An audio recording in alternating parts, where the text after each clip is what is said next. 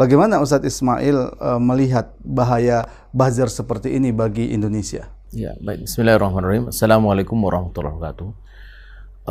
Pertama, fenomena ini tidak bisa dilepaskan dari kepentingan politik, khususnya ketika terkait kepada pemilu, ya, pemilihan, baik pemilihan kepala daerah, pemilihan anggota legislatif, lebih khusus lagi pemilihan presiden. Kita tahu pengguna internet di Indonesia ini cukup besar.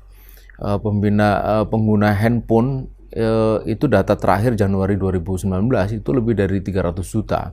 Jadi lebih banyak daripada jumlah penduduk itu sendiri. Kemudian pengguna sosial media yang aktif itu potensial itu pada usia 14 sampai 45 tahun. Di mana itu sekaligus juga menjadi pemilih yang paling besar porsinya gitu.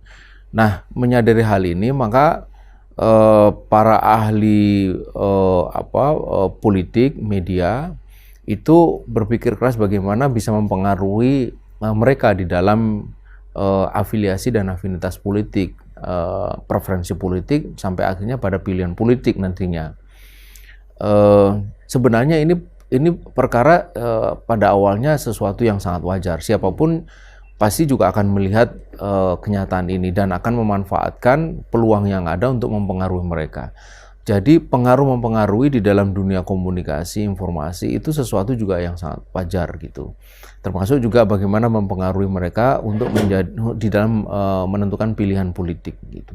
Tetapi menjadi tidak wajar ketika usaha untuk mempengaruhi pilihan politik itu dilakukan dengan menggunakan cara-cara yang tidak elok gitu, manipulasi informasi dan media sosial, media elektronik itu ada titik kelemahannya. Titik kelemahannya adalah bahwa mereka itu sangat instan sampai kepada orang per orang, kepada individu, tetapi sekaligus tidak memberikan ruang untuk bisa melakukan check and recheck gitu.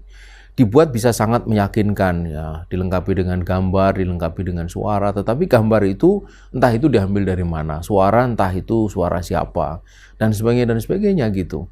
Nah, karenanya maka mudah sekali terjadi disinformasi, pembiasan informasi, bahkan salah informasi. Lantas apa bahayanya bagi iklim politik Indonesia, ya, adanya buzzer-buzzer seperti itu?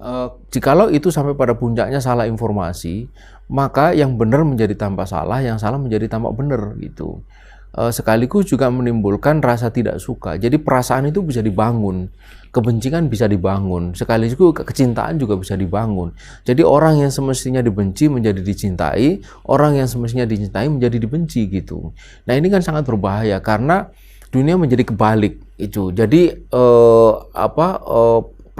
perasaan publik itu bisa diolah begitu rupa gitu untuk mendukung bukan malaikat tapi setan gitu, mendukung bukan good boy tetapi bad boy gitu, pihak yang salah, pihak yang sebenarnya jelas dia itu harusnya dijauhi, tapi justru dengan manipulasi informasi didekati gitu. Orang yang semestinya itu menjadi orang yang paling bertanggung di dalam sebuah kejahatan itu bisa dialihkan kepada pihak lain dan seterusnya. Ini sangat berbahaya karena ini bisa merusak struktur informasi masyarakat, kemudian struktur perasaan dan perilaku masyarakat gitu.